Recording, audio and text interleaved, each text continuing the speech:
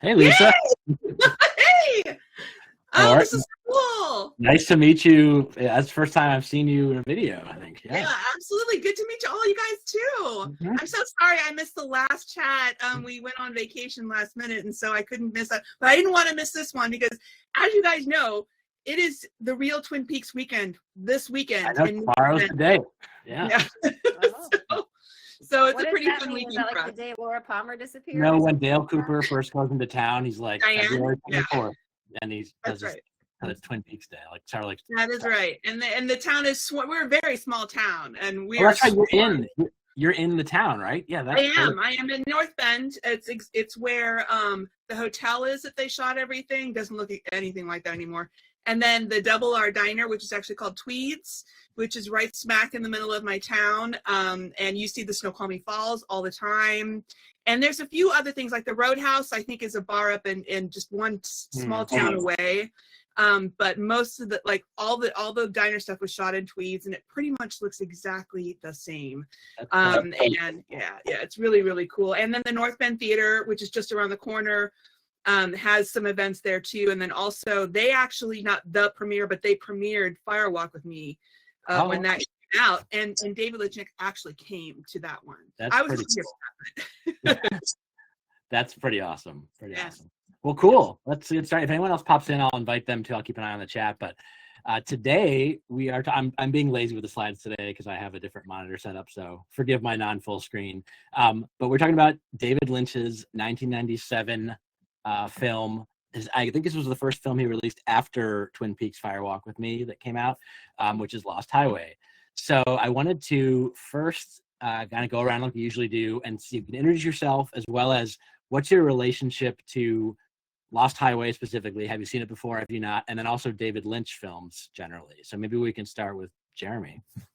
Okay, cool. Hello, I'm Jeremy from the old Switcheroo podcast, wife, husband of Jackie and friend of Kyle and Sarah and new friend of Lisa.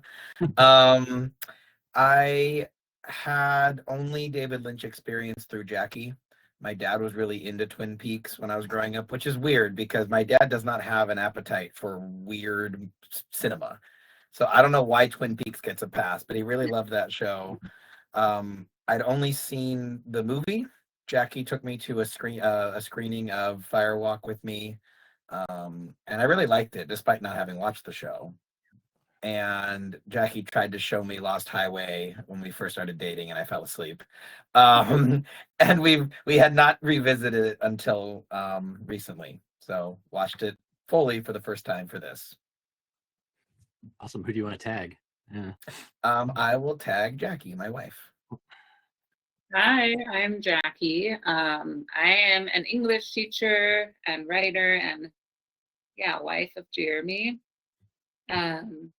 I think I first discovered David Lynch movies my senior year of high school, and it was a perfect time for me to get into his films because just it was my mental state and just getting, how that time in your life is such a big time for finding your identity and what you like. It just made sense for me at the time, and I got super into his films. Lost Highway became my favorite of his films, which was really interesting watching it again over a decade later, because I was I don't know, I've changed, but mainly because I was super goth, and this is the most goth one. It's super industrial, Marilyn Manson's in it, Henry Rollins is in it, and I was super into those subcultures. So I think this is the third or fourth time I've seen it overall. And Twin Peaks, the show, in college I was really depressed and didn't have friends where I moved to college. So when I was alone on the weekends, I just watched Twin Peaks, the show. So that show means a lot to me. And I tag Sarah. Hello, I'm Sarah. I'm also an English teacher and Kyle's wife. And yeah, I have never liked David Lynch movies. it's not for me. Whatever segment he speaks to is not me. And as I've gotten older, I've liked more artsy, weird things more. I think after like 20 years of Marvel topping the cinema, I have a hunger for an original vision, something that's a little less commercial. So like I've really been enjoying watching just different movies that I wouldn't have ordinarily watched. So I was excited to see, like, have I changed? Am I a Lynchian now? Do I get it now? I won't spoil anything because we're not going to talk about the movie yet, but to be announced whether or not my opinion has changed. I remember my brother had Lost Highway, and so I had seen parts of it. Like I remembered certain images from it, but I had never like sat down and watched the whole thing. I watched Mulholland Drive, I feel like in the theater, and did not like it at all. And I think Kyle made me watch Blue Velvet, and I also fell asleep. So a similar trajectory between Jeremy and Lost Highway and me and Blue Velvet. I feel like I fell asleep because I remember very little of it. But yeah. And I'll tag Lisa. All right. I'm really, really thrilled to be here today with you guys and talk to you with everybody about this movie. My entryway into Lynch specifically was Dune. As a very young science fiction enthusiast, I was like, oh, I'm going to go see this movie. I hadn't even read the books yet. And so I was served up some David Lynch, and it's his most un-Lynchian film, I think, even though he really tried to like squeeze it in there, you know, but it made me interested in the story. And I engulfed all 6 books right after that. So that was my foray. And then I went to college soon after that. And I did the usual. I did Blue Velvet. I did Wild at Heart, you know, and I knew it was weird, but I kind of reveled it in a little bit. I never saw I never saw Mulholland Drive. That was after school. But I did see Lost Highway a long time ago when it first came out, and then I just forgot about it. Kind of fell out of Lynch stuff for a little while, but now I'm really getting back into it. We're revisiting Twin Peaks. And I just thank him for introducing me to Dune, you know, because it's such a really great story. And I loved Wild at Heart so much. I wanted to be Laura Dern as Lula, and I was just like, oh my God, I want to do that. So I had a good foray into it, and Lost Highway, I enjoyed it a lot. I thought it was really interesting. So that's where I am. Awesome.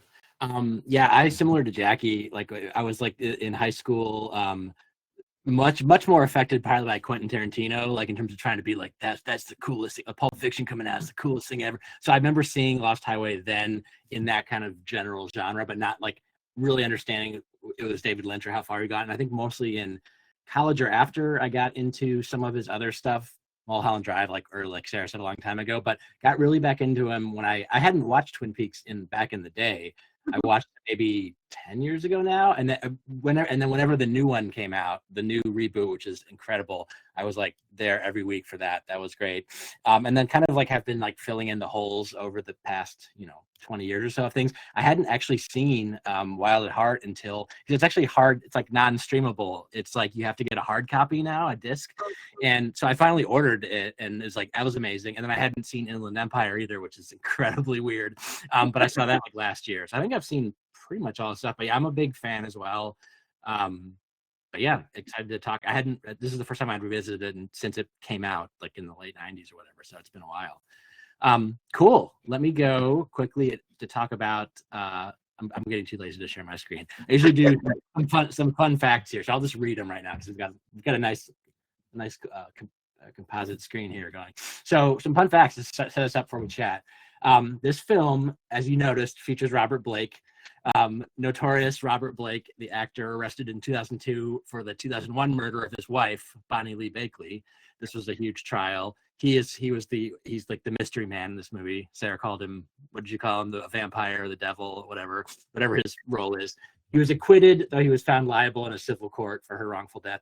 But this film features his last performance, Jack Nance's last performance, who was kind of David Lynch's muse in many ways, the star of Eraserhead, and Richard Pryor's last performance. So 3 of their last, which is interesting. David Lynch came across the phrase "lost highway" in a book, the book Night People by Barry Gifford, who he co-wrote the screenplay with. He knew him because they had collaborated before on Wild at Heart, which is also adapted from Barry Gifford story. He also says the first scene in the film where the doorbell rings and Dick Laurent is dead is said into the speaker happened to David Lynch in real life. He claimed his intercom buzzed early one morning. When he answers it, the voice actually said Dick Laurent is dead. So he just switched into the movie. When he got to the front door, there was no one outside. So same kind of vibe. And then a couple more things. Robert Loggia, who was the Mr. What do you call it? Mr. Eddie in this. He was the first choice. He wanted to play Frank Booth in Blue Velvet, that Dennis Hopper ended up getting the role. And apparently, Loggia showed up for the audition on the set of Blue Velvet, unaware that Hopper had already been cast, and he waited for 3 hours, getting more and more agitated. And then when he saw Lynch, he went into a profane and angry rant that inspired his rant about the tailgating in this movie. Pretty funny. And then this is for Sarah, because she was like slamming the weirdness of the decor in Bill Pullman's house, Fred's house. The house in which he lives, along with most of the furniture in it, belongs to and was designed by David Lynch. So there you have it. Cool. Let's chat about the main meat and potatoes of the movie here. So let me start. We've been doing this. Typically, we will just kind of do a little segment, kind of give you the highlights, and then kind of go around and get your takes on these different areas. So I think probably you said, Lisa, you watched this again recently, so you'll be fresh on it too, right? So, okay, so first part, mysterious messages and a murder. Fred Madison, a jazz saxophonist, lives in a sleek but cold Los Angeles home with his wife, Renee. Their marriage is strained, marked by Fred's paranoia and Renee's distant behavior. One day, they begin receiving eerie videotapes showing their house from the outside, which soon escalate to footage of them sleeping inside. At a party, Fred meets the unnerving mystery man who claims they've met before and proves his supernatural knowledge by calling Fred's home from the party. Soon after, another tape arrives, this one showing Fred standing over Renee's mutilated body. Fred's arrested and sentenced to death for murder, though he insists he does not remember committing the crime. Okay, so I'll pause there. Any kind of takes initially on this opening? I'll start maybe with Jeremy. I'm not okay right now, Kyle, because you revealing so much of this movie is kind of has parallels in real life. So the mystery man actually was involved in a real life murder. Yeah. Some weirdo actually said Dick Laurent is dead and disappeared. Like, I mean, I've always kind of in my head tied David Lynch to Stephen King's kind of horror idea where like there's this pulsing underbelly of reality that just you can kind of fall into it at any given moment, and I think that's really surreal and scary. I mean, I was actually gasping at the party scene where the mystery man walks up to Bill Pullman and says, "I'm at your house right now, call your house." Oh my God. Like, and I wanted that moment again and again. And I feel like the movie peaked at that scene. Because I never really, I mean, I don't know. I guess it'd be kind of not a very good Lynch movie if I got a clear explanation of who he was. But super chilling. And such a simple premise for the start of your story. But I just really love how David Lynch isn't afraid to show his characters just sitting in a room thinking and just staring at stuff. And there's no dialogue and there's no explanation later. It's just really kind of puts you in the moment really effectively. Lisa, it sounds like you agree with me. Yeah, I do. I actually was observing that David Lynch happens to bring out sides of some actors that you are not aware that they actually have. Bill Pullman, I've never seen Bill Pullman like this before, right? Yeah. It's just, but he was in, what was he in? He was in The Serpent and the Rainbow. It was a pretty freaky film, okay, right? So, but still, he was a straight man in that, right? But yeah, I loved how he would just sit there and stare and think, and then you'd have a long shot of it. I thought the cinematography and the editing in this movie was excellent. I really, it just popped up in my eyes, and that whole first part, I just feel like he's a ghost, just walking through things. who am I? Where am I? What am I doing? Except throwing myself into an amazing jazz quartet or like banging my head against the wall with the saxophone, you know? So I don't know. I was very like, wow, this is like amazing. I didn't remember any of this when I first saw. I was very young. So I was like, hey. How about? Holy, sorry. Go ahead. Yeah. No, I just something just clicked with this movie, and I'm shook. Sorry. I've been noodling over this movie. Jackie and I, we haven't been talking about it, but babe, do you have an interpretation of the events of this movie? Do you have an understanding, babe, of like what, if you piece the puzzle together, what's happening to this man? I don't really think that's the point of the movie. Okay, yeah, and I Like, agree. There's no point in trying to like decipher the linear timeline or like anything. Oh, no. Okay. Right. No, my big moment. Oh, sorry. Go ahead. Oh, I just want to finish this real quick. But Jackie and I were confused about the scene where Bill Pullman calls his own house, and you see it ringing in his recording studio, and it's never explained. But if all these characters are like the same person, was that him calling his house? Yeah. Right. Yeah. Well, he did. He went on the payphone. I think he was calling his wife. I think that's what was happening at that moment at the club. Was that the timeline of it? As far as If she was there, right? Because she said she was going to bed or reading a book or something. Yeah. And all the phones are ringing, and that great camera work going through the house, you know, and stuff like that, and nobody ever picked up. Right. Yeah. How about Jackie? You were chatting. What's your take on the first part? I am really like so. I have analyzed this in a new lens this time I watched it, and it was just such like it's one of the most hyper masculine movies like ever. And it was interesting because like I think when I watched it previously, like I was in a very masculine space. And now that I'm watching it again, I was just like I found Bill Pullman's character's like impotence very interesting, and how he like, I thought like the saxophone was this like phallic symbol, and like how chaotic the jazz was. Like he used that to like, that was like how he expressed his like masculinity through music, and like how he couldn't get that fulfilled in other ways. And I thought that was like kind of interesting, but I also like my struggle immediately was like, okay, why is she wearing stripper heels all the time, like at home? Like, in the morning when she gets up to make coffee, she's wearing stripper heels. I was like, Jesus Christ. I didn't even notice.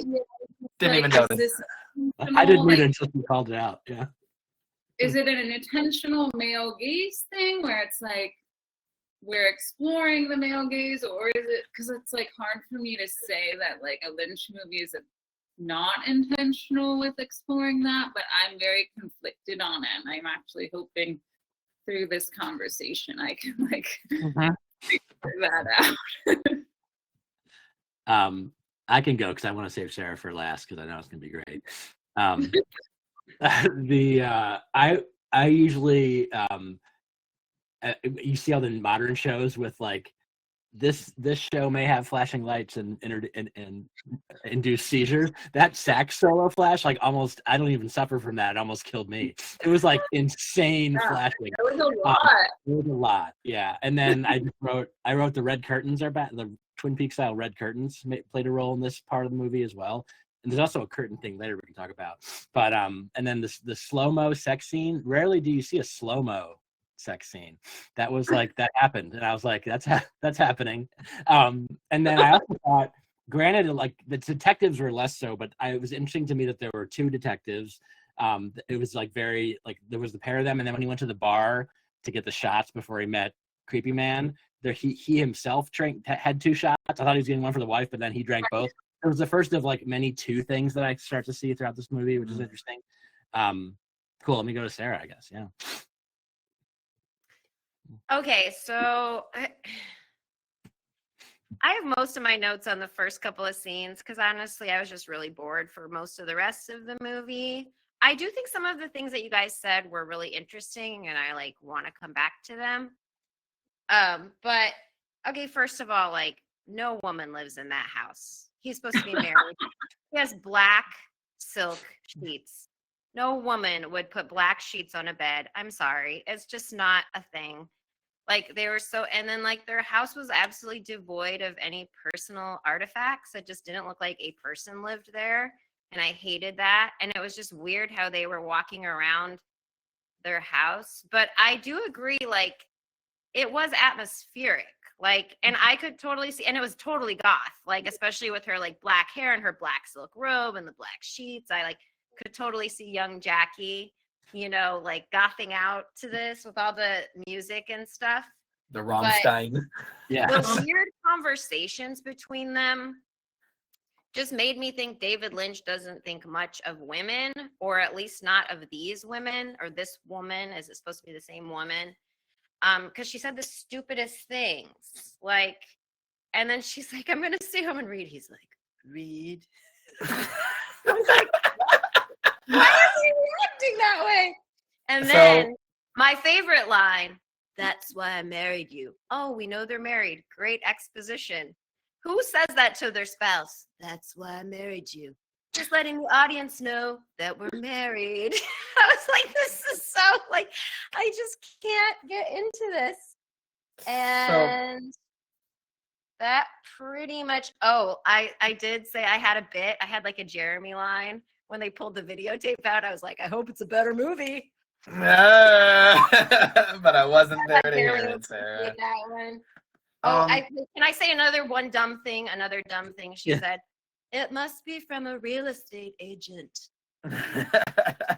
Yeah, the tape, the random tape you got in an anonymous blank envelope showing the inside of your house must be from a real estate agent. I was like, is she supposed to be dumb?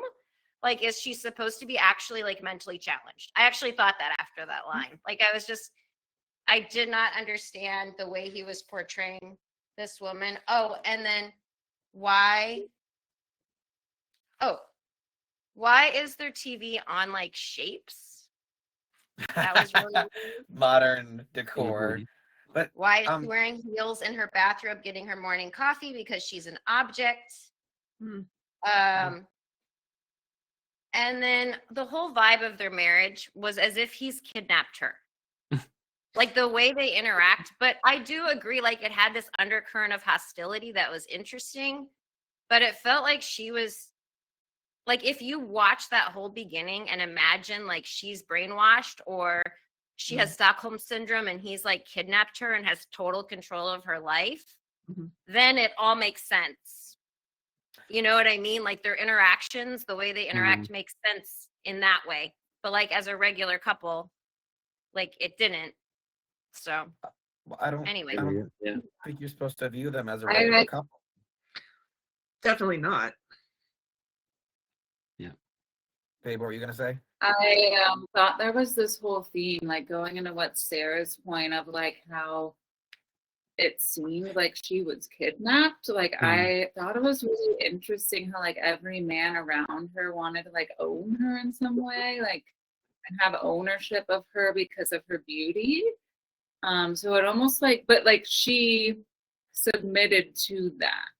Like I think like this whole, like she was such, I don't know, like she was like this femme fatale character, but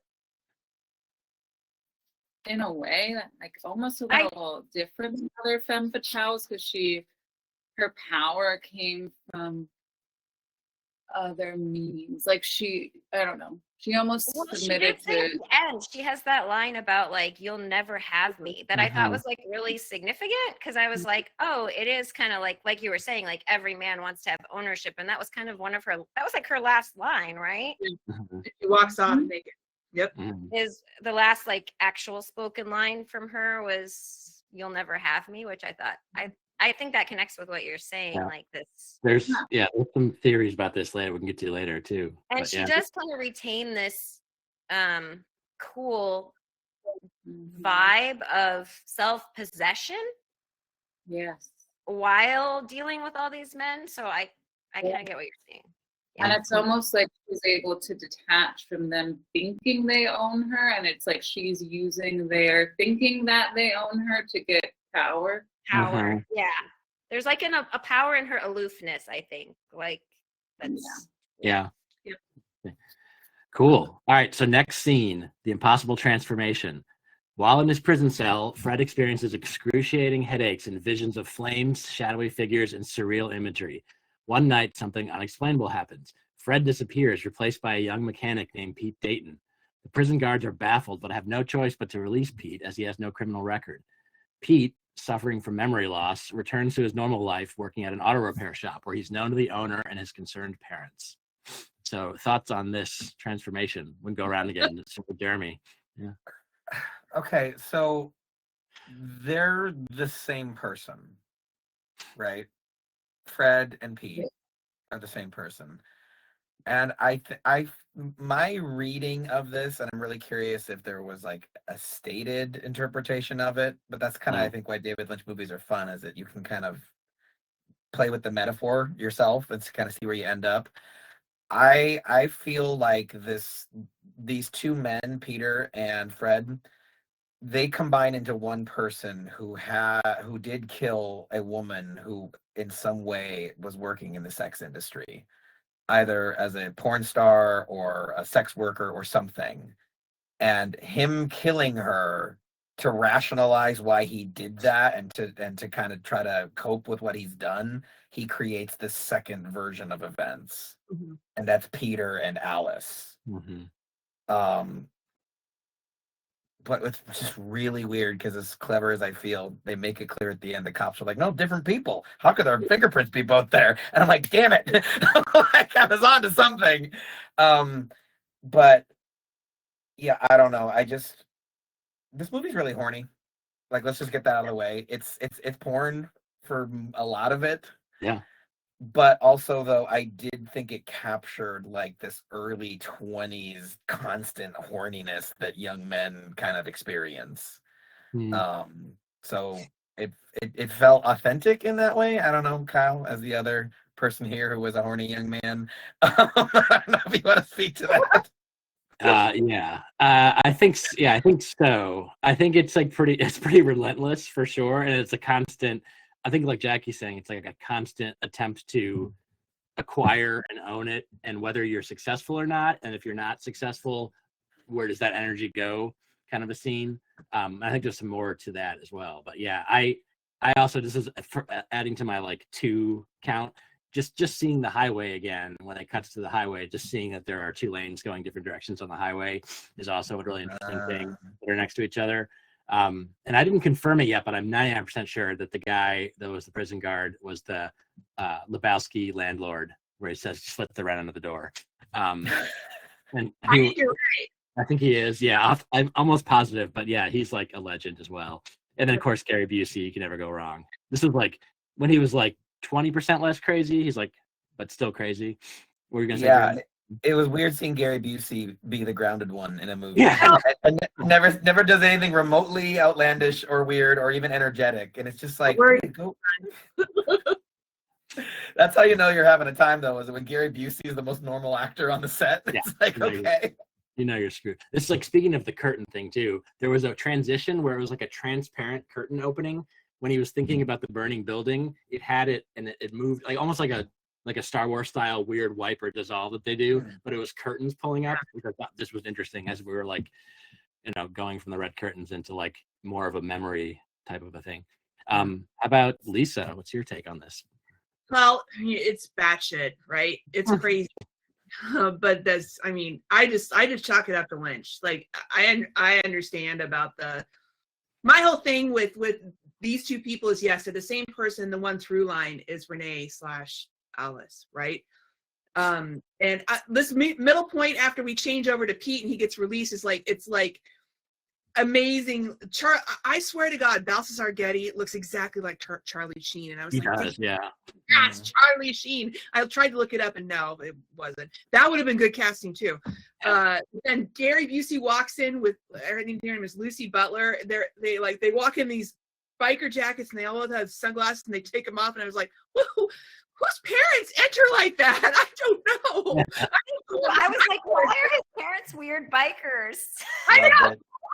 Loved it. And I was like, wow, that's so cool. So they take him home and then we get into this Mr. Eddie thing. And I'm like, okay, so, but Fred didn't seem to be really involved with mafioso, but what's happening here? I mean, that's where we have Alice come into it, you know? So I just really kind of felt like both of these men were wandering through their life. They didn't know who they are, what they were doing, anything like, and whenever they get confused or frustrated, let's bury ourselves in Little Woman, you know? So, I mean, that was just like, that's the through line right there, right?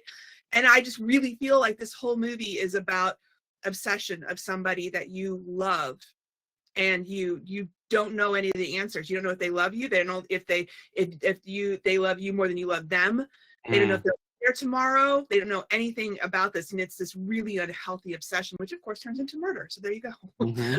Yeah. So I was just trying to put it all together. I'm like, why does that happen? And I do understand what Jeremy was talking about, like he can't handle it, so he turns into Pete. They are a real person. He turns into Pete.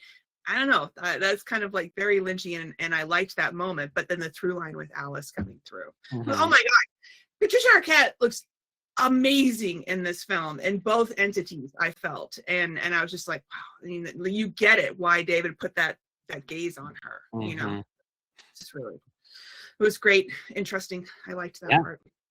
So what's your Sarah's take on this part? Oh, well, just, you know, going back to something Jeremy said, I think it was interesting, your comparison to Stephen King, because I really like Stephen King as a writer and how he dips into the unconscious and has a lot of like almost dreamlike sequences in his books. And some actually are dream sequences, but some actually are not dreams, but they're all kind of this dreamlike thing. And then Stephen King does not always care to explain those or make those connect. So I feel like that's a really good comparison. And it made me like the movie more. It made me like Lynch. Maybe it made me appreciate Lynch more, because I appreciate that in Stephen King. I just don't appreciate it as much in David Lynch. But like, one of the things I like about these conversations is it always helps me like these movies. Yeah. I come away with a better understanding. Yeah. You know, when we talk about them. But yeah, the switch of the characters, I really like what you said, Lisa, about like the through line being this sort of male, although you said that it was like a obsession kind of, but I guess I see it more almost as like these men being lost without women. Like, Yeah.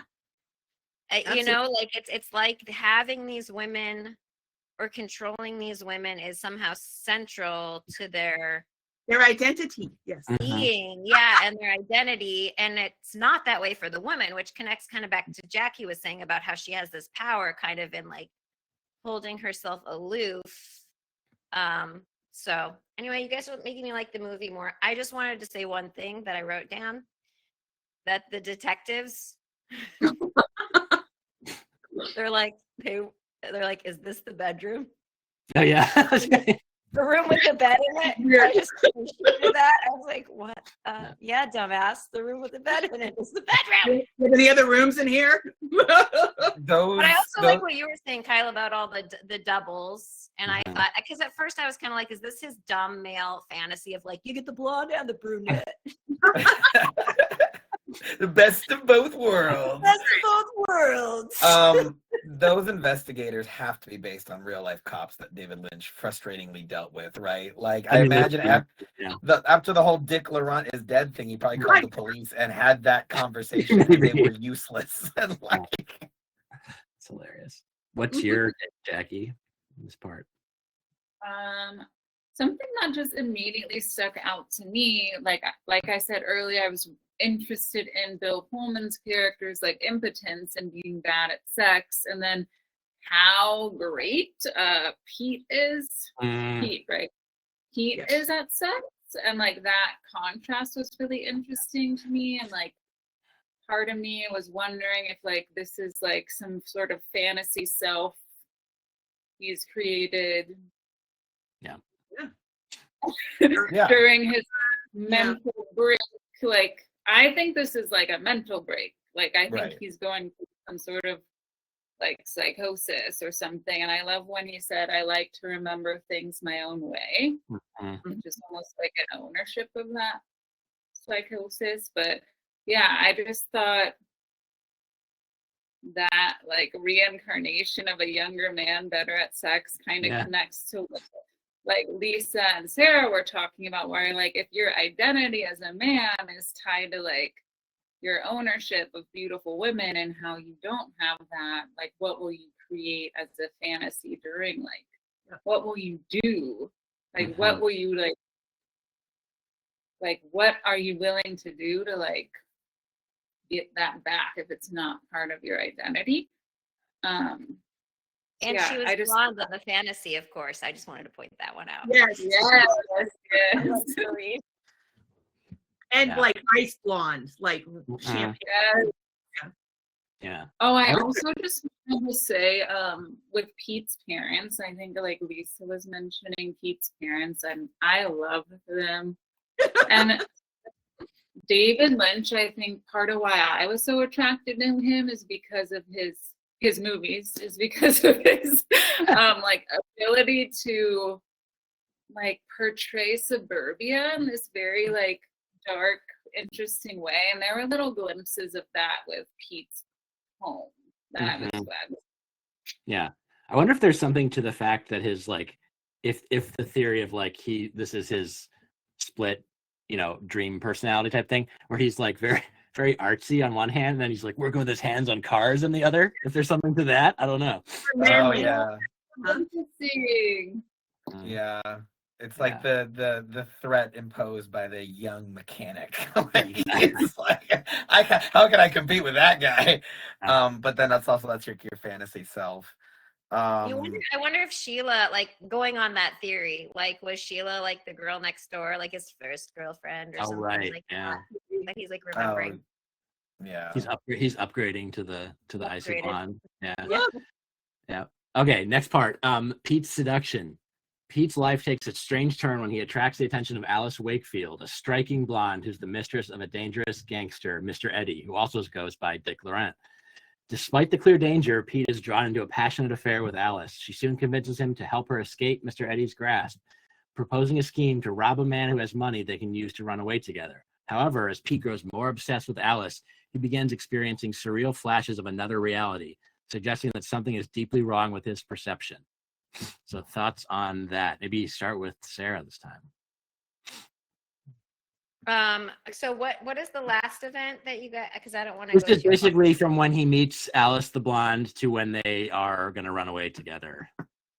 Okay, I don't really have much to say about this section. The only thing I wrote down was that I did appreciate the beating up the tailgater section. That's also the tailgater. Yeah. And to me, I was like, okay, this is the kind of weird that I enjoy a little more, where it's just so. I guess maybe that's more my fantasy. This weird sexual stuff is like, I do have that fantasy of running a tailgate. Like, I will not accept tailgating. Promise me you're going to get a manual. Promise me you're going to go get a manual. I'll get the manual. And also the fact that, like Kyle pointed out, that was the guy Bobo the Clown from UHF, which just like in theory, I think it is. Yeah, I'm pretty sure it was. Yeah. The road rage victim. Yeah. That's hilarious. How about Jeremy? So is it? I feel like there has to be an interpretation too, where like Mr. Eddie is also. No, I guess it's not the same person. I just wonder how much of this Peter Clayton reality is all in his head. Because there's a moment when Peter is freaking out because can we talk about the car sex? Yeah. He has car sex with his girlfriend, and my first thought was like, I feel like you keep the shirt on during car sex. Like I feel like to get fully, and what a spacious back seat. My gosh. They don't build them like they used to. But But there's a moment though where his parents are referring to that night, and he wants to know what happened that night, and they say like, it's he's different. You're different. Tell him. And we never find out what that is. And I was just like, is that because parts of this fantasy are aware that this is all just this weird fantasy in Fred's mind after Jackie said his mental break? I don't really, except for the stupid Peter Clayton. I guess maybe if he met Peter and is fantasizing, he was him. I guess that could work. But yeah, I don't know. I like the tailgating scene too. Like, I feel like you're supposed to be horrified, but we're like, I get it. Yeah. I definitely liked tailgating is one thing I cannot tolerate as a line. Incredible. I thought I was telling Sarah, this is also where it got really Vertigo-ish with the switch from the brunette to the blonde, much like Vertigo Hitchcock. So, but it was weird because it was like he wasn't doing it. Like whether one of his personalities was maybe doing it, who knows? But it was definitely a lot of that. And then also, I liked that when Pete was having the headaches, that it was playing the shredding sax music on the radio in the auto body shop, which was kind of cool. I didn't know. That's cool. And then of course we can't not talk about the mustache guy impaled on the corner of the table. Okay. Devastating. Yeah. Devastating. It's hard to even look at, even as knowing it's an effect. It was brutal. Well, so are we getting into that? Because I feel like we're kind of like right at that part where they're trying to rob it and then fleeing. So yeah, if you want to talk about that, go ahead. If not, I can go to Lisa or Jackie. Oh yeah, I want to hear Lisa's take on it. I just thought that I have a Vertigo segue. Do it. Yeah. Well, I read a review that said, like Vertigo, the film examines male obsessions with women who merely represent emotions that relate to them. And I thought that was super interesting. And like, I hadn't even thought of it. But yeah, like you mentioned Vertigo. And I also just think Mr. Eddie is such an interesting character. And what he's willing to do when he sees this like woman go for this younger man. And I think there's this comment of like young versus old there. Yeah, for sure. How about Lisa? What's your take? This was an interesting segue for me. Let's see, I have my notes. I mean, obviously she comes on to him right away and he's like, no. And then she's like, I have to get a cab. And he like, no, we're going out, we're doing this. And so we just, whatever. So that's cool. And then literally, whatever, a week later, I think he suspects something. And he comes into the shop. He's like, if I find out, and you're like, okay, what's happening here? Obviously it seems like the whole thing was a setup to me, the whole thing from the very beginning. What reason? I don't really know. But the part where the scene where Alice really gets Pete is she tells her story about meeting Eddie, and he's like, you're a porn star? And so she tells him the story, and I just love, it's like there's Marilyn Manson drops and all, and I'm just like, this soundtrack is amazing. It starts out with Bowie, right? Yeah. So the whole thing, so she tells him the story, and he's like, why didn't you just leave? Which is like the echo of every person, right? Listening to the story of a vulnerable woman. Why didn't you just leave? And I'm like, and then he was like, you liked it. Well, yes, of course she did, so that's the whole reason why. But I'm just like, oh man, he had to say it. Why didn't you just leave? And I was like, at that point, and I'm like, what? This is weird. I'm like, this really doesn't seem like. And then she goes back and forth. She pulls the gun on him here, and then she's like, it's just that whole back and forth thing. And that's when I came up with the thing about it's an obsession with him. He can't think about anything other than her. Does she love him? Does he love her more? Will she stay? And all that kind of, or will she kill me? Will I kill her? So kind of where I brought the through line into that. And I thought it was interesting. We came back around to Andy, the party at the beginning. And you see that picture with both the girls in the picture. But then, I mean, I'm skipping, but then that turns out to not be true, So I found this whole section very, very interesting. And then we're leading up to the beach house. Just that amazing reverse explosion. Yeah, that was cool. It's not a beach shack. It looks like a beach shack. It's in the deserts, Yeah, So. it's like elevated or whatever. Yeah, I wonder too if like the the chopping of the head is like another like splitting your brain in half type metaphor almost. It's kind of like over the top, but yeah, The wrong way. wrong way. Yeah, exactly. Yeah. I loved that Mortal Kombat stage fatality moment because I feel like we've all seen those. We've all seen those glass tables and looked at the corner and been like, I don't like the look of that. Yeah. So like I was very much like like Jackie's parents have a table, and every time I see it, I'm like, that's gonna kill me one day. So to see it happen in this movie was huge.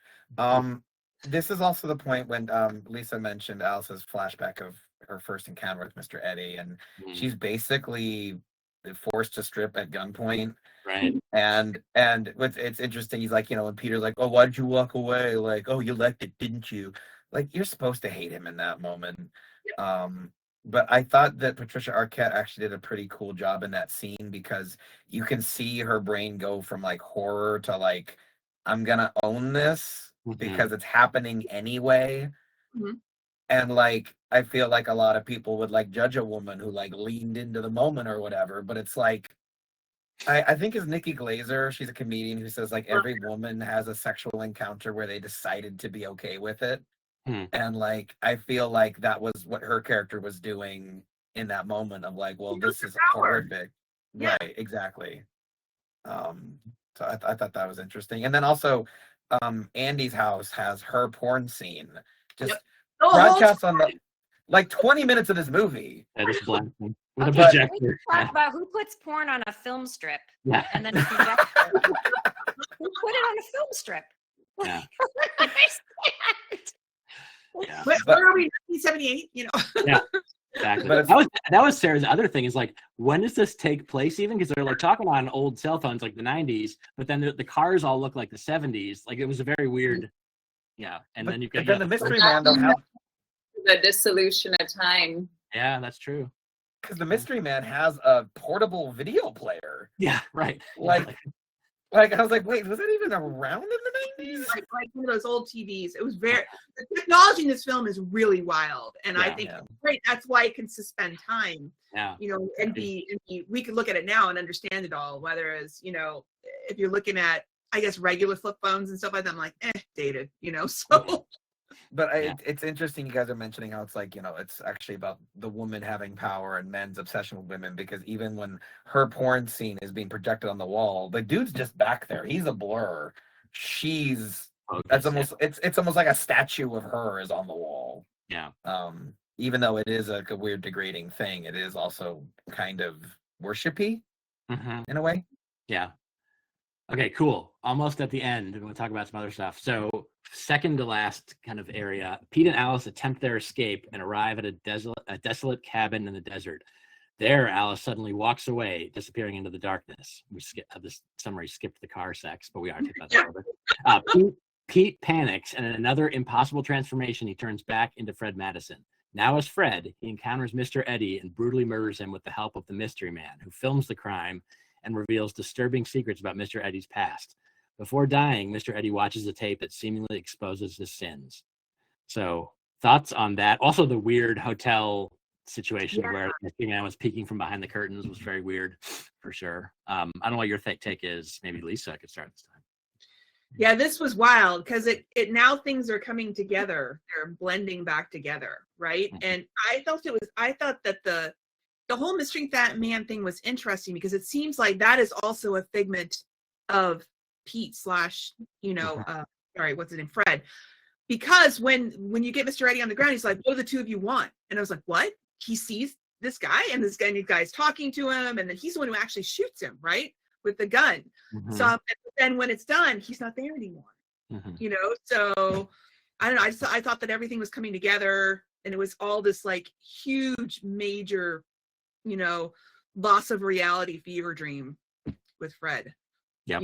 That his wife was the porn star, was related to Mr. Eddie and all those people. And then he goes back and he does what is it? Was it something? I can't remember his name now, but he's dead. That guy. Dick Laurent. I was just like, oh, that's freaky. That's freaky. Yeah. So, yeah, I really liked it. It was a romp. Of course, I didn't like parts of it. obviously the whole, why didn't you just leave, and all the male gaze, but it's part of an artistic communication. So that's how I try to take it all, and also note the points where I'm like, I don't agree with that, or I do agree with that, or whatever, so I try to do that with most art these days, because it turns out that celebrities aren't all wonderful people. They're all human beings, just like the rest of us, so what my favorite thing is Harry Potter, and I have to erase because I just don't agree with some of her points of view. I will take her art, that's fine. I just don't, I just have erased her from my mind because I just don't agree with what she has to say. It's tough. Yeah, I have the same relationship with like some of the 70s Woody Allen films. It's just like this kind of thing. You're just like, cool. How about Jackie? What's your take on the last scene in the desert? Yeah. Well, I just really like what Lisa was saying, and I think it's really interesting. Like, David Lynch never did anything like problematic at all, and remained like an unproblematic, like amazing man. Like, I don't know, like, so that's when I start to think that like this was an intentional exploration of like a psychotic like man going through a mental break and his relationship to his own masculinity. I don't really have a lot to say about this specific portion, to be honest. Yeah. Can I jump in then? Jump in, yeah. Because like, I want to add one more after. Well, I just want to say that I feel like David Lynch was an artist, and the reason why he probably never got into any trouble is because he focused all his energy in his art. And where people get into trouble is they dramatize their art in real life, right? And which not always is the best thing for everybody. So I think that's probably like you've seen all his small films, like What Did Jack Do or something, like with the monkey, and you're like, David, what? I understand it. It doesn't matter because he's exploring his art, So that's what I'm saying. well, like, so this is, I mean, you could argue this is the final switch, although we'll get to that for the end of the movie, but it seems like the movie ends with he's switching back again. But I actually gasped when, so Alice and Peter have sex one last time, and this is the scene that Sarah was mentioning where even though they're clearly having sex, she keeps saying, "You can't have me." I thought that was interesting.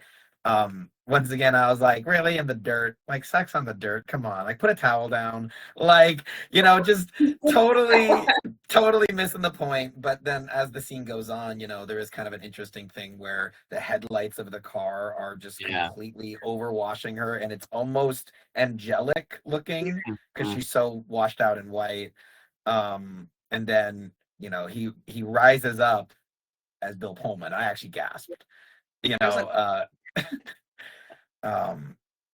then I feel like Peter and Fred and the Mystery Man are all the same person. And I feel like the Mystery Man is like that darkest, most evil little part of your brain that does the killing for him. This is all about him compartmentalizing and emotionally and mentally detaching from what he does. That makes sense. And and I also like the reverse explosion. But so does that building explode though? I feel like we never see it. You never really see it explode, right? And like in you only see the reverse, which is interesting. Yeah. But I wonder though, like, that cabin is so unnerving because it's like, okay, here it is, the big final showdown, and there's like dirty couches and like this bag full of like garbage or something, and you're like, this is really unnerving.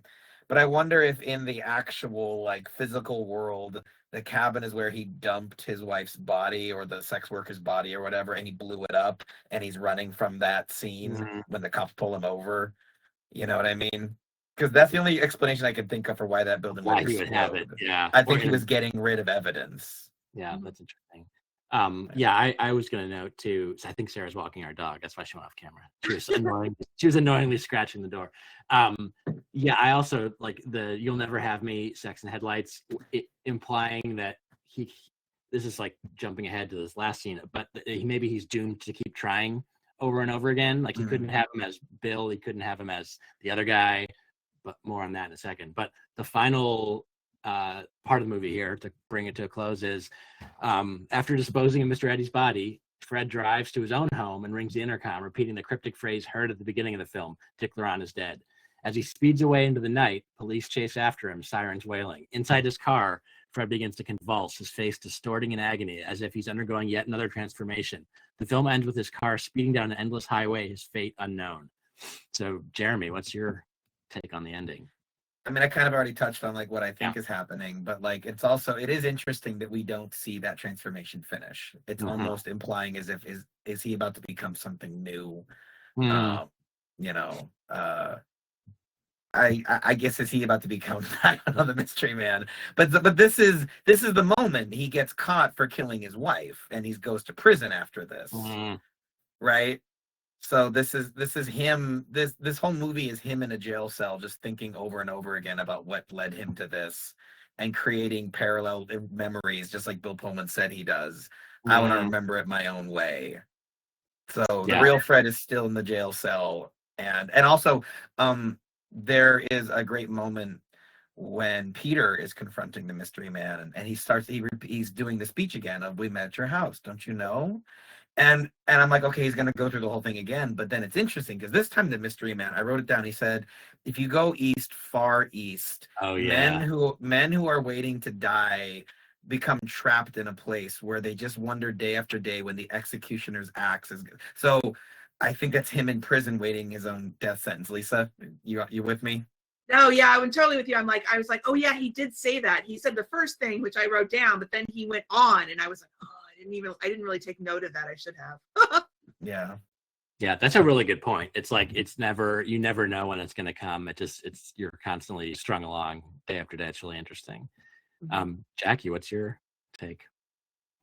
Well, I love what Jeremy said about time and the dissolution of time when you're kind of like trapped in your own mind. I just think this film captures that really, really beautifully, and like the symbol of the highway itself like captures that really beautifully, and just the way the highway is shot is so iconic. Like how it's not exactly like straight, and it's like I don't know, like it's like kind of crazy.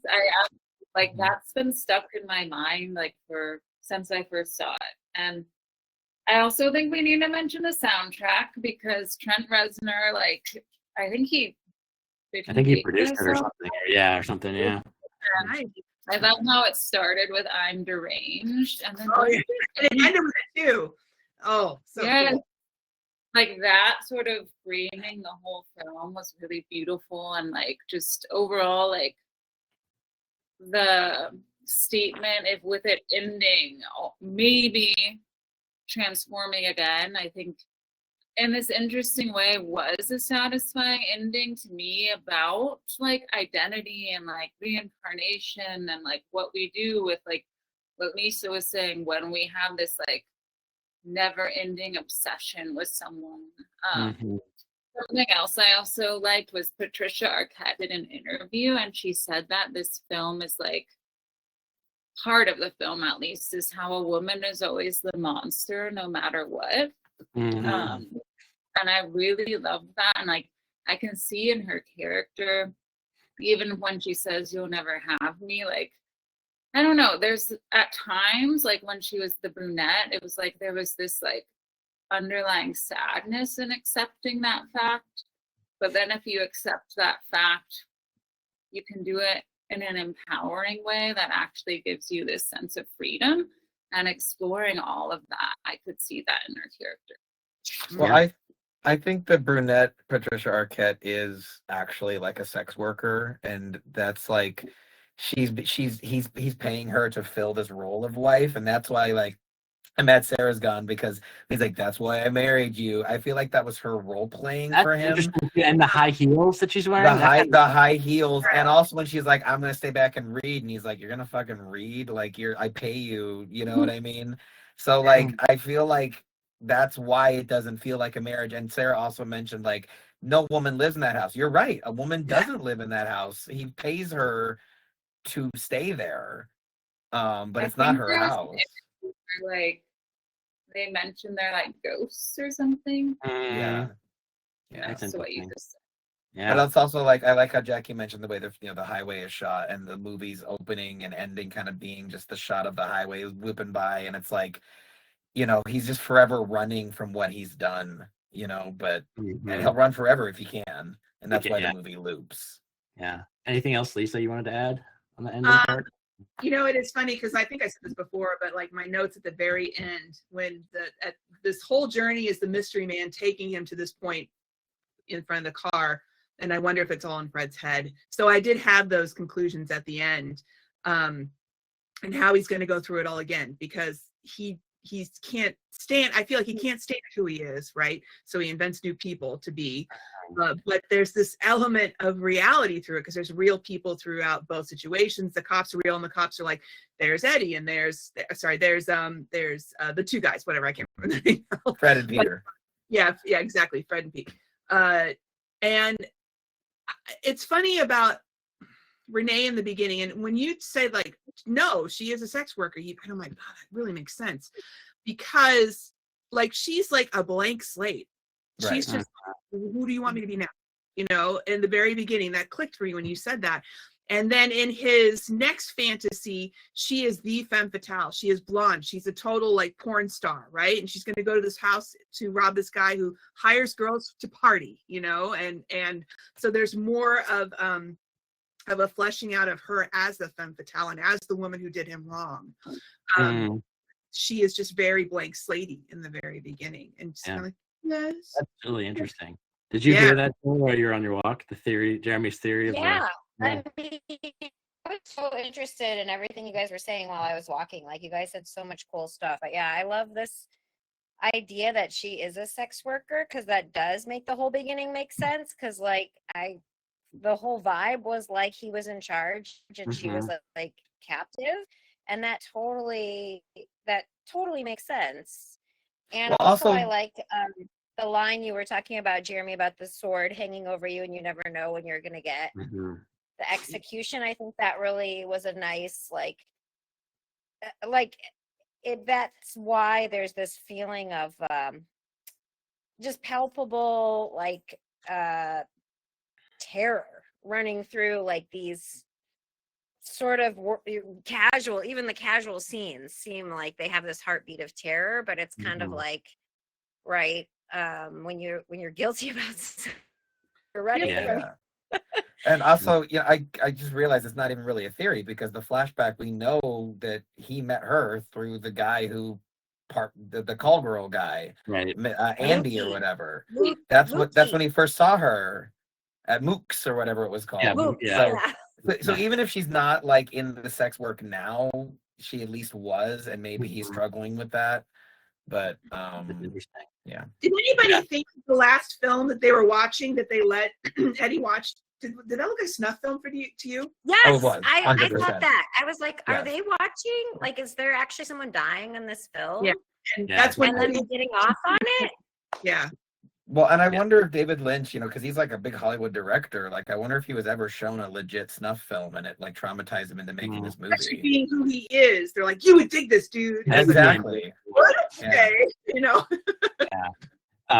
this was like my take on it, and there's some more in the critic responses in a second too. But like, the biggest thing is obviously at the end is like, is this whole thing a real time loop, or like Jackie was saying, or an emotional time loop? But repeating the thing obviously at the end, it seems to be going in a very secular way or cyclical way. And then one of the reviews is even saying the narrative has been likened to a Mobius strip, while Lynch himself, he describes it as a psychogenic fugue rather than a conventionally logical story, which is interesting. But there's some more. I was thinking it's almost even like a purgatory, like it's this like hellscape happening over and over. Yeah. You keep trying different angles to it, but the story is like the beats of the story are still the same over and over again. It's like, I keep on forgetting this point. I keep on remembering, like when the mystery man hands him his phone at the party, Fred, and says, "Call yourself." Did you see his tattoo on his hand? Did anybody spot what that was? No, what did it say? We thought it was a fermata. Yes, it's a fermata. Oh, that's exactly right. Yeah, it's a hold. Yeah. Than it says, right? That's interesting. Yeah. And I thought that was very interesting. I mean, he is a musician, but still. First, I thought it was I thought it was a crescent, and I'm like, this is too small. And then I was like, oh, that's a Promata, you know. So I was like, oh my god, Yeah. it's crazy. There's no escape. It's like holding forever. Yeah, that's kind of cool. Mm-hmm. Okay, so to bring us to the end here, best and worst parts. What's your take? Your favorite thing in the movie and the worst thing in the movie? Maybe Jackie, you'll start this time. I don't really have any worst parts, but I absolutely love some of the cinematography, like Kyle's background, the cabin smoke. Like that's such an iconic scene. The soundtrack is like very important to me and was very, very important to me when I first saw it. And yeah, I mean, now that we've talked about it, like I feel better about the male gaze stuff. Like I actually am like, oh, this is like, it's all part of it. So I don't have any like worst part. Nice. How about Sarah? I really liked like what Jackie was talking about, the highway, the way the highway shot.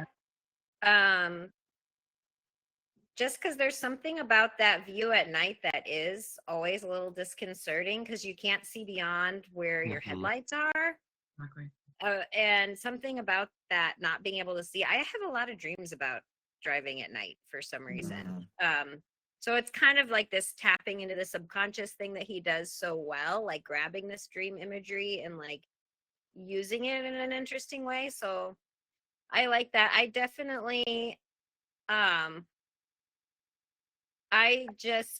will say the worst thing I think is that I was just bored through stretches of this movie. I don't think I have the appreciation for the cinematography. Like just the whole middle, I was very bored. Like when he was like banging Sheila and then he'd go to the hotel and bang the other girl. I was like, I'm just bored. I'm not seeing anything interesting. Like as much as I like gave the beginning a hard time because of like the sheets and like the vibe, I thought it was interesting at least. You know what I mean? Said it was interesting.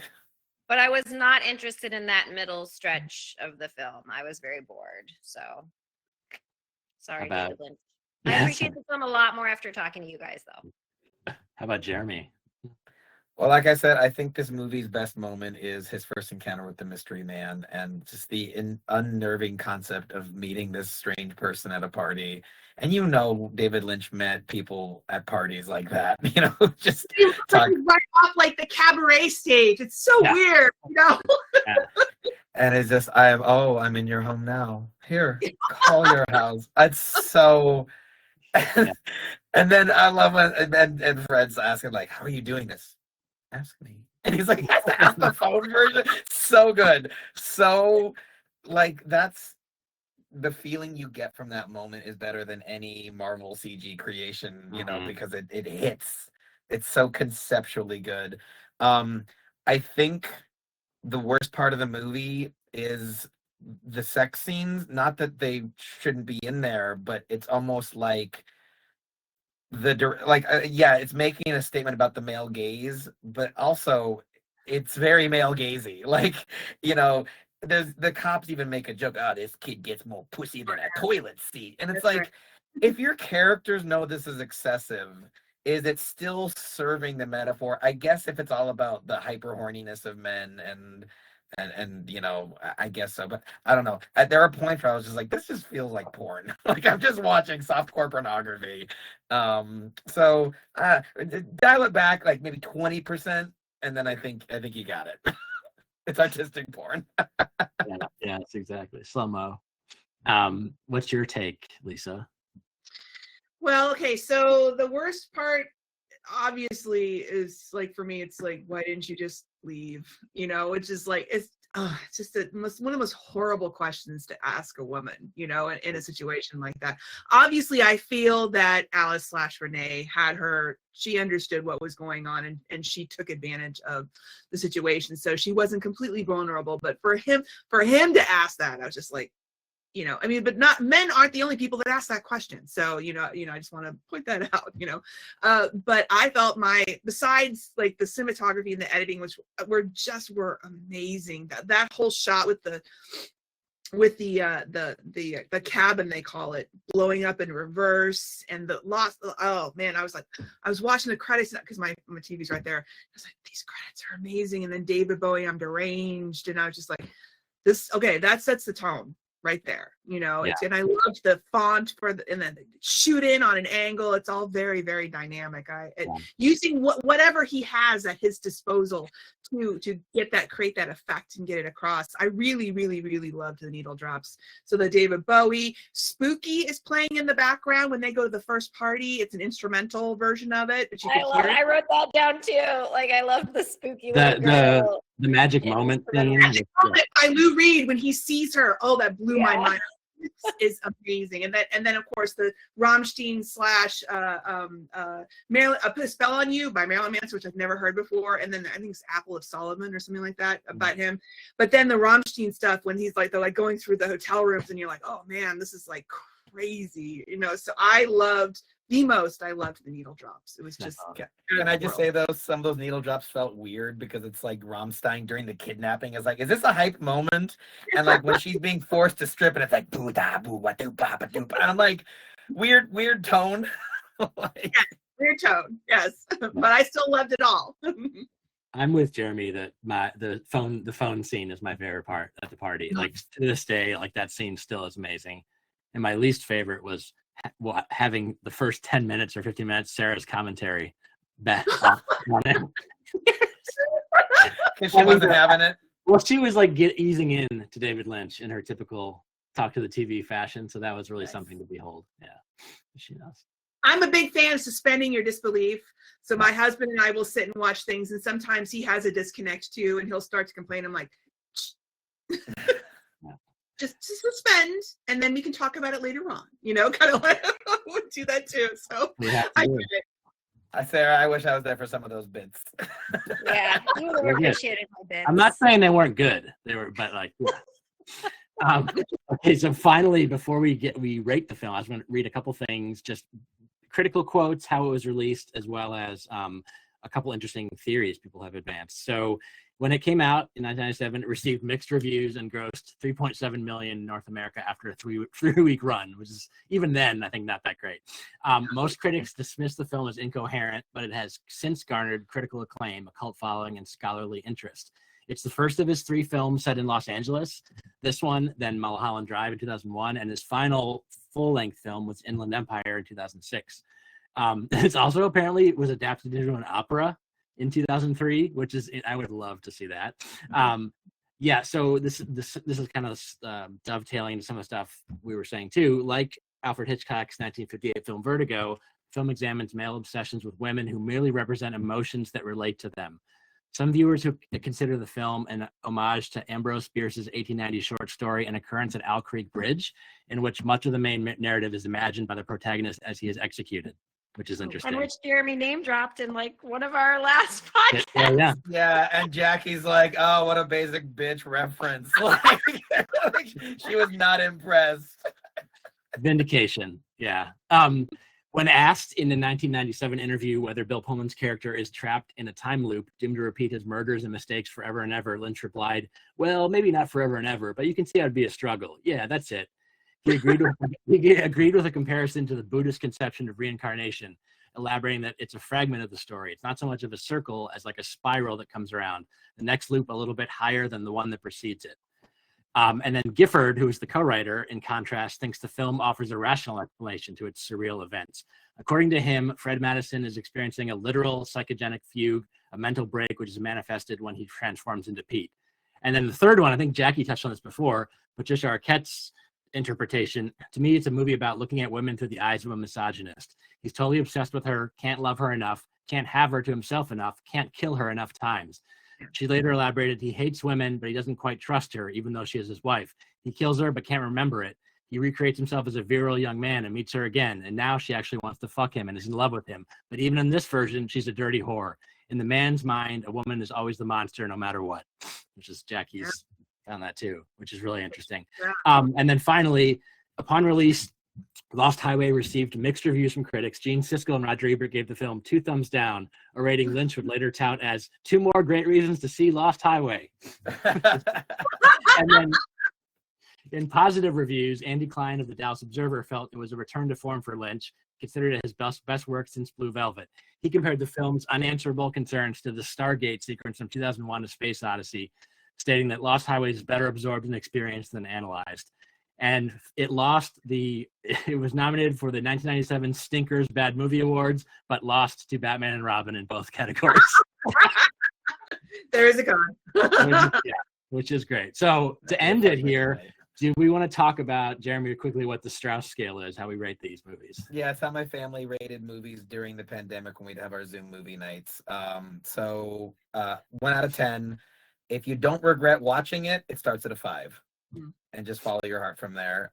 So I was sitting at around a 7 for this one, but talking to you guys makes me like it more. I think you all have really good takes on it, and I think that is kind of the point of a movie like this. I think this is better than Blue Velvet, honestly. I think they tell very similar stories, but I feel like this one's gonna stick in my head more. So bonus point for the fun discussion about it. I'm gonna give it an 8. What about you, Sarah? Mine also went up after the discussion, so I'm actually going to totally disagree that it's better observed than analyzed. I'm going to say it's better analyzed than observed, There you because go. I actually did not enjoy the experience of watching it all that much. But I really enjoyed the discussion, because like you guys made me like it a lot more. I want to say before I rate it that Vertigo is one of my all-time favorite movies. When I was a kid, it was one of the ones that I always told people was my favorite. I saw it at like kind of a formative age. I think I was like 8 or 9, and it was on TV, and my mom was like, "Oh, this is a good movie. This is a classic." And I watched it, and it totally creeped me out. Like it was probably my first scary movie. It was like my first like really tense, psychological thriller that I'd ever seen. And I do think Patricia Arquette is gorgeous in this movie. Like, and she definitely has that beautiful Kim Novak, like you can't look away from her thing going. So I really did appreciate that. I guess I adopted the male gaze a little bit, and just looking at her, because she is so beautiful in this movie. I was sitting at like a 3. But after talking with you guys, I'm going to move that up to a 5. So it went went from I regret watching it to I enjoyed this discussion so much that I no longer regret watching it. I'm still going to give it a 5 just because I really did not take a lot of pleasure in it, and I would not watch it again. And my original opinion of David Lynch, yep, he's just not for me. His vision is not, it does not speak to me. All right. Doesn't mean he's not a great artist. How about Lisa? Well, I think I did start off on a 7, like Jeremy, and I definitely think that this discussion has upped it to an 8. It'll be really interesting. So our movie theater in our town is showing Mulholland Drive next Friday.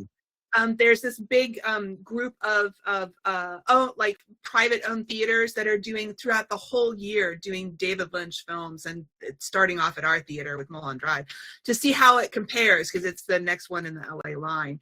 I really, really enjoyed this. It is distinctly different from like Wild at Heart, and then not as different from like Blue Velvet. Blue Velvet I need to revisit, but definitely an 8.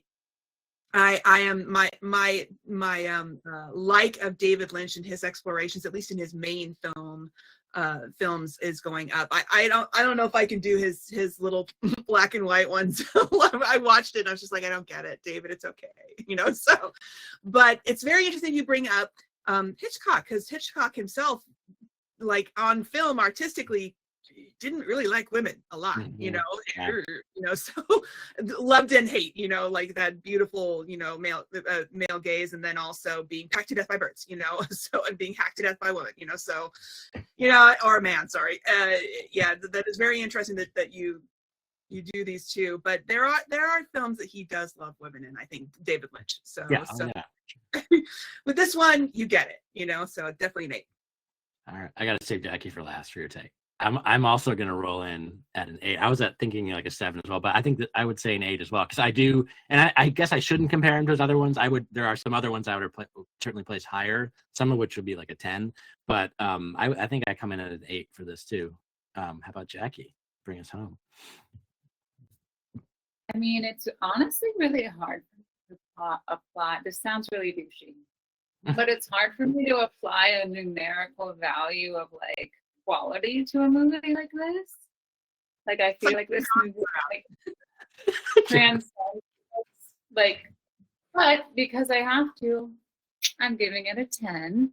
There's no I like there that. is no movie like this like, True. ever. In a world where every superhero movie is the same as the previous one, and we're kind of just sold this like, I don't know, same structure over and over again. Like rewatching this made me just remember the types of art we need to have in the world, and I'm really glad young people are like seeing movies like this, like, and yeah, like there's just no other movie like it. Yeah. And it really spoke to me at the time, like Marilyn Manson as a porn star, Henry Rollins as a prison guard, like the soundtrack, Trent Reznor, like the exploration of identity and obsession and like reincarnation and time, like, and masculinity. It's just all really beautifully done. Yeah, agreed. Awesome. All right. Well, so let's close this out with shameless plugs for different things. Maybe we start with Jeremy. Yeah, thank you again for having me. This is always so much Yeah. fun. So like I mentioned at the start of this discussion, I host a retro gaming podcast called the oldswitcharoo.com. We're playing through all the Nintendo retro catalog games. And I don't know if we're going to get to the next Stream Team live stream before or after, but mark your calendars because March 26th, we'll be releasing our Mario Party episode with Kyle, Jackie, and Sarah. And that was a really fun one. So check it out, theoldswitcharoo.com for YouTube, podcasts, social media, all that stuff. What about Jackie? Okay, so I'm on Instagram where I like talk about my writing and my poetry, and that is Jacqueline Francis, JACLYN, and then Francis with an E. Awesome. Sarah, I know you have nothing to plug, but I feel like maybe you should plug your new decentralized social media profiles. Yeah, if I could remember what they are. You'll have to tell me what I just log in and like throw things up there. I'll add them to the show notes. I'm what? At Hagfish at Blue Sky? Yeah, that's a good one. And I don't remember my Mastodon. I think it's the same one. Hagfit, Shep, Mastodon Social. We'll share you. Yeah. How about Lisa? What do you want to plug? I have nothing to plug other than you can find me on the Stream Team community site. I wish I had a podcast, and my husband and I we always have these great conversations between the two of us, and we're like, we should have a podcast. That's like every single time. And so hopefully coming soon, I will be able to do that. But in the meantime, I love joining you guys. I'd love to come back. That would be fun. Of course, we'd love to have you. Bring him along. Bring him along. Yeah, I was gonna say. I will invite him. He would love it. You'd have fun. Awesome. Yeah. I usually promote one newsletter, but I have another newsletter. If you're maybe controversial, but if you're not a huge fan of the current administration, check out vitaminchaos.com. It's a new newsletter dedicated only to laughable shenanigans that are happening versus heartbreaking shenanigans. So check it out if you want to. I think that's all we've got. Thank you everyone for coming. This is great. We'll get the replay up for anyone that missed it, and we'll announce soon what our next topic will be. Thank you for coming, Lisa. This is awesome. Nice to meet you, Lisa. Good job, Lisa. Very much enjoyed it. Thank you very much. Thank you. Yeah, Bye. Thank you, everyone. This was wonderful.